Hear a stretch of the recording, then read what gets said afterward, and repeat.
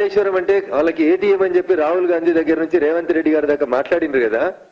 నేను ఇలా ఒకటే సూటి మాట్లాడుతున్నా రేవంత్ రెడ్డి గారిని. చాలా విషయాల లోపల మీరు సమాచార హక్కు చట్టం కింద సమాచారం తెచ్చుకుంటారు, మీ దగ్గర చాలా ఫైళ్లు ఉంటాయి, చాలా ఇన్ఫర్మేషన్ ఉంటుంది అని చెప్తారు కదా. మీరు గెలిచి అధికారంలోకి వచ్చి ముఖ్యమంత్రిగా ప్రమాణ స్వీకారం చేసిన మొదటి రోజే నాలాంటి వాళ్ళు మేము ఎక్స్పెక్ట్ చేసినామంటే రేవంత్ రెడ్డి గారు ఒక ఉత్తరం రాస్తారు భారత ప్రభుత్వానికి, భారత ప్రధానమంత్రి గారికి. In the capacity of chief minister of Telangana 1,00,000 కోట్ల అవినీతి జరిగిందని ఆరోపణలు చేసినటువంటి కాళేశ్వరం ప్రాజెక్టు మీద సిబిఐ విచారణ జరుపుమని ఒక సింగిల్ పేజీ ఉత్తరం రాయడం లోపల, 4 లైన్ల ఉత్తరం రాయడం లోపల రేవంత్ రెడ్డి గారికి ఉన్నటువంటి ఇబ్బంది ఏంది, కలుగుతున్నటువంటి అవస్థ ఏంది అనేది ఇలా తెలంగాణ సమాజం అడుగుతుంది. నీకెందుకు డౌట్ వచ్చింది రఘునందన్ అని మీరు అంటుండొచ్చు. ఎందుకు డౌట్ వచ్చిందంటే గత వారం రోజులుగా పేపర్లలో, టీవీలలో చర్చనంతా ఒక మేడిగడ్డ వరకే కన్ఫైన్ చేసేటువంటి కుట్ర జరుగుతుంది. మేడిగడ్డ కుంగింది మేడిగడ్డ కాబట్టి ఎఫ్ఐఆర్ ఏం చేస్తారు, టీపీసీసీ ఉపాధ్యక్షుల వారు పోయి మేడిగడ్డ మీదనే ఎఫ్ఐఆర్ రిజిస్టర్ చేపిస్తారు. దాని మీదనే ఆ ఎఫ్ఐఆర్ ని సిబిఐకి ఇవ్వమని హైకోర్టులో వాళ్ళే పిటిషన్ వేస్తారు. అంటే what is the interest and what is the intensity of the case. Kaleshwaram అంటే ఒక మేడిగడ్డ కాదు, మేడిగడ్డ కట్టింది కాళేశ్వరాన్ని దోచుకున్న ఆయన కాదు, మేడిగడ్డ కట్టింది ఎల్ఐన్టీ అనేటువంటి కంపెనీ. మీరు ఏం చేస్తా ఉన్నారు, మొత్తం 1,00,000 కోట్ల ప్రాజెక్ట్ అయిన కాళేశ్వరాన్ని చిన్నదిగా చేసి చూపెట్టి కేవలం మేడిగడ్డ వరకే మీ టీపీసీసీ ఉపాధ్యక్షుల వారు ఇచ్చినటువంటి కంప్లైంట్ మీద మేడిగడ్డ వరకే మీరు దాన్ని కేసుని కన్ఫైన్ చేస్తూ సిబిఐ విచారణ అంతవరకే అడగాలనుకుంటున్నారా? ఏమంటారు, ఇక్కడ మీరే చేయాలని మంత్రి అంటారు, మేం చేయమని ఎల్ఎన్టీ కంపెనీ అంటది. ఇది కూడా రఘునందన్ రావు కవిత్వం కాదు. నిన్న మంత్రి సమీక్షించారు, మొన్న రాత్రి ముఖ్యమంత్రి గారు సమీక్షించారు. ఏమంటారు, ఎల్ఎన్టీ ఇది కుంగింది అన్న తెల్లారి ఎల్ఎన్టీ నుంచి ఒక ప్రతినిధి ఒక ఉత్తరం ఇచ్చిండి అని చెప్పి పేపర్లలో వార్త వచ్చింది. ఏమని, ఎల్ఎన్టీ అనే సంస్థనే ఈ కుంగిపోయినటువంటి మేడిగడ్డని పూర్తిగా తమ సొంత ఖర్చులతో రిపేర్ చేస్తుంది అని అప్పుడున్నటువంటి బీఆర్ఎస్ ప్రభుత్వం ఒక కింది స్థాయి అధికారితో ఒక ఉత్తరం ప్రజలకు ఇచ్చి రాష్ట్ర ప్రభుత్వం మీద భారం పడతలేదని నమ్మించేందుకు ప్రయత్నం చేసింది. నిన్న ఎల్ఎన్టీ ప్రతినిధులు వైస్ ప్రెసిడెంట్ హోదాలో ఉన్నటువంటి వ్యక్తి గౌరవ ఇరిగేషన్ శాఖ మంత్రి ఉత్తమ్ కుమార్ రెడ్డి గారితో కలిసి జరిపిన మీటింగ్ లో ఆయన ఏమంటాడంటే, మేం ప్రాజెక్టు కట్టడం ఎప్పుడో పూర్తి అయిపోయింది, మేడిగడ్డ కట్టిన తర్వాత మేము 2022 సంవత్సరం వరకే మెయింటెనెన్స్ మా బాధ్యత, 2022 సంవత్సరం తర్వాత మాది బాధ్యత కాదు, ఇక మీరు రాసుకున్నటువంటి అగ్రిమెంట్ లో అదే రాసి సంతకం పెట్టినాం మేము, కాబట్టి ఇది మేము కట్టము అని సింపుల్ గా ఎల్ఎన్టీ వాళ్ళు చెప్పి తప్పించుకున్నారు మంత్రి గారి ముందు. మంత్రి గారు ఎల్ఎన్టీ మీద ఆగ్రహం వ్యక్తం చేశారు. అన్న మీరు ఈ మొత్తం చర్చను గమనిస్తే, గత వారం రోజులలో మీడియాలో రిపోర్ట్ అవుతున్నటువంటి అంశాలను గమనిస్తే కాళేశ్వరం పక్కకు పోయింది. ఎంతసేపు మేడిగడ్డకే దీన్ని కన్ఫైన్ చేసి మేడిగడ్డను కట్టినటువంటి ఎల్ఎన్టీ అనేటువంటి కాంట్రాక్టింగ్ సంస్థ వరకే ఈ కేసుని పరిమితం చేయాలనేటువంటి కుట్ర జరుగుతుంది అనేది నేను మీ ద్వారా గౌరవ ముఖ్యమంత్రి రేవంత్ రెడ్డి గారి దృష్టికి తీసుకుపోవాలని అనుకుంటున్నాను.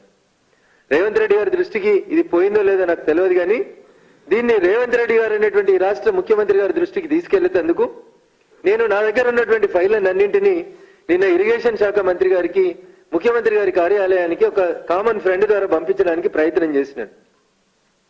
ఇది కూడా మళ్ళీ చెప్తా ఉన్నా, ఇది రఘునందన్ రావు సొంత కవిత్వం కాదు, 150 పేజీల రిపోర్టు. ఎవరు తయారు చేశారు? ఇది draft audit report on Kaleshwaram project which is prepared by the government of India. Draft audit report దీన్ని ఫైనల్ చేసి పబ్లిష్ చేయడానికే నేను ఇందాక మిమ్మల్ని అడిగినటువంటి ఒక ఉత్తరం కావాలని చెప్పి భారత ప్రభుత్వ కాగ్ నివేదిక నుంచి ఒక అధికారి రజత్ కుమార్ అనేటువంటి ఐఏఎస్ అధికారికి ఇది ఫైనల్ చేసి సంతకం పెట్టడం కోసం ఒక ఉత్తరం రాస్తే మార్చి 2023 నుంచి తెలంగాణ ప్రభుత్వం చాలా బిజీగా ఉంది, కాళేశ్వరం గురించి మాట్లాడతలేదు. నాకు కాంగ్రెస్ పార్టీ మీద ఎందుకు అనుమానం వస్తుంది అని అంటే, కాళేశ్వరం మీద సిబిఐ విచారణ జరపాలని రఘునందన్ రావుగా ఒక భారతీయ జనతా పార్టీ నాయకుడిగా నేను ఎందుకు డిమాండ్ చేస్తా ఉన్నా అంటే, కాళేశ్వరం సమీక్ష మొత్తం జరిగితే అసలు దోషి బయటకు వస్తాడు. నేను మీకు చెప్తా, ఒక ఇండివిజువల్, ఒక వ్యక్తి స్వతంత్ర భారతదేశంలో ఇంత పెద్ద కుంభకోణం చేసిన ప్రాజెక్ట్ ఇంకేది లేదు ఈ దేశంలో. This is the first ever biggest corrupt practice. ఒక వ్యక్తి భారతదేశానికి స్వతంత్రం వచ్చిన తర్వాత ఇండిపెండెంట్ ఇండియాలో ఒక ఇండివిజువల్ చేసినటువంటి అతిపెద్ద కరప్షన్ ఏంటంటే కాళేశ్వరం ప్రాజెక్ట్. నేను ఏదో వేగంగా చెప్పిపోవడానికి రాలేదు, గణాంకాలు చెప్పడానికి వచ్చిన మీ దగ్గరికి. మే 2007లో స్వర్గీయ రాజశేఖర రెడ్డి గారు మొదలుపెట్టారు దీన్ని. ఆ రోజు దీని ఎస్టిమేటెడ్ కాస్ట్ వచ్చి 17,875 కోట్లు. మే 2007 గౌరవనీయులు స్వర్గీయ నాటి రాష్ట్ర ముఖ్యమంత్రిగా ఉన్నటువంటి రాజశేఖర రెడ్డి గారు ఈ ప్రాజెక్టుని doctor BR Ambedkar Pranahita Chevella Sujala Sravanthi lift irrigation project పేరిట ప్రారంభం చేయాలని ఎస్టిమేషన్ చేసిన రోజు 160 టీఎంసీలు 12.21 లక్షల ఎకరాల కోసం అని చెప్పి ప్రాజెక్టుకి ప్రారంభోత్సవం జరగాలని అంచనా వేసిన రోజు దీని కాస్ట్ వచ్చి 17,875 కోట్లు. రాజశేఖర రెడ్డి గారు బతికుండగానే ఈ ప్రాజెక్టును ఒకసారి రివైజ్ చేసిండ్రు డిసెంబర్ 2008లో.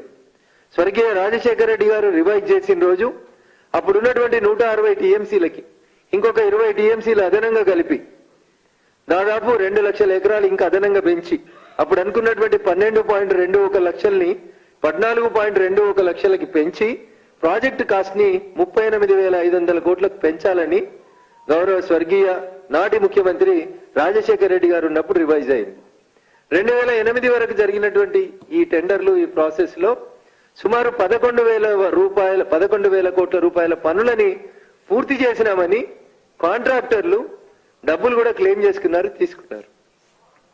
2016లో చంద్రశేఖరరావు గారు నాటి టిఆర్ఎస్ అధినేత నాటి ముఖ్యమంత్రి గారికి ఒక కల వచ్చింది. ఈ ప్రాజెక్టు డిజైన్ మార్చాలని, కొత్తగా కట్టాలని, దాని లోపల ఇంకా ఎక్కువగా ప్రజలకు ఉపయోగం జరగాలని చెప్పి ఒక కార్యక్రమాన్ని వారు మొదలుపెట్టిండ్రు. వారు మొదలుపెట్టిన రోజు వారు వేసినటువంటి అంచనా డిపిఆర్ ప్రకారం 63,000 కోట్లకి అంచనాతోటి 2016లో చంద్రశేఖరరావు గారు కాళేశ్వరం అనేటువంటి ప్రాజెక్టుకి ప్రపోజల్స్ రెడీ చేసి ముందు చేసినారు. 63,000 కోట్లు కాస్త డిపిఆర్కి వచ్చేసరికి 80,000 కోట్లు అయింది. ఈ రోజు దాకా ఖర్చు పెట్టింది 105,000 కోట్లు ఖర్చు పెట్టిండ్రు. జూన్ 2024కి ఈ ప్రాజెక్టు పూర్తి చేస్తాం.